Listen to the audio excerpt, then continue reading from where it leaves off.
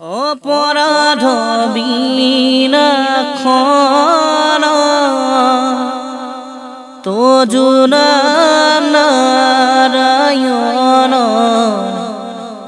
জানি নামে পখিলু হৰণে অনগতি নাহি মৰণে অপৰাধ ক্ষমা কৰি তুমি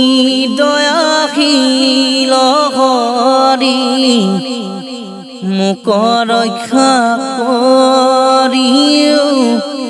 চৰণে ৰাম মোক ৰক্ষা